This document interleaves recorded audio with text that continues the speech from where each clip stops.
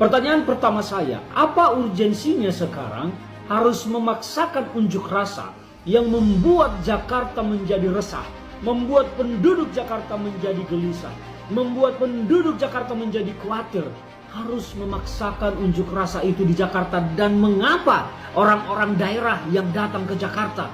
Padahal di Jakarta ini adalah gudangnya para aktivis, gudangnya para pendemo. Mengapa orang-orang dari daerah yang justru datang ke Jakarta membawa isu ini? Ini adalah pertanyaan yang harus kita jawab semua dan renungi mengapa itu terjadi. Yang kedua, siapa yang membiayai mereka membayar semua bus sebanyak itu? Jangan bilang ini patungan dari masing-masing. Saya nggak percaya. Jangan bilang itu, saya nggak percaya. Ya. Yang ketiga adalah pimpinan Komisi 3 DPR RI, Bapak Habibur Rahman, dan juga pimpinan DPR RI, Profesor Sumi Dasko Ahmad, telah menyampaikan bahwa RUU perampasan aset ini sedang dibahas oleh DPR, dibahas Komisi 3, dan sudah dikasih deadline bahwa paling lama Desember 2026. Botak, kau lagi ya. Cuman nanya kau ditulang, kau lagi, kok panasan kali kau kayaknya gitu.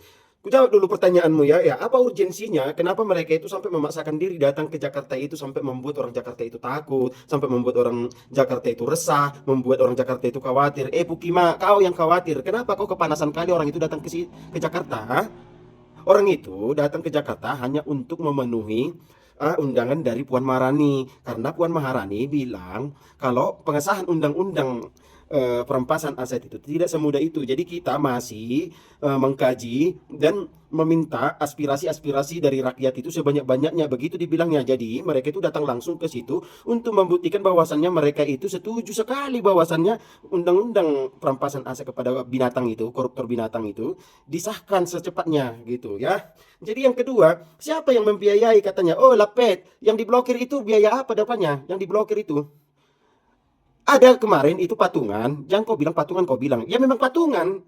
Itu dari rakyat kecil itu di patungan mereka itu, supaya koruptor seperti kau ini tidak lagi ada di Indonesia ini. Bila perlu dibinasakan, dimasukkan tong sampah, terus diikat supaya napas kau tak ada lagi. Begitu. Orang itu patungan, makanya sampai diblokir. Hah?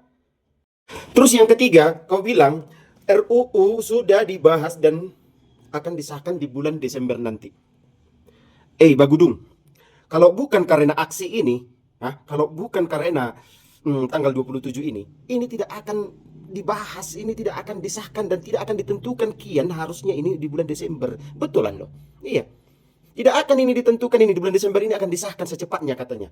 Paling lambat itu Desember 2026. Ya.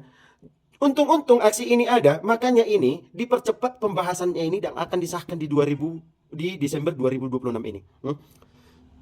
Dan sebenarnya pun aspirasi apa lagi rupanya yang harus ditunggu-tunggu si Puan itu?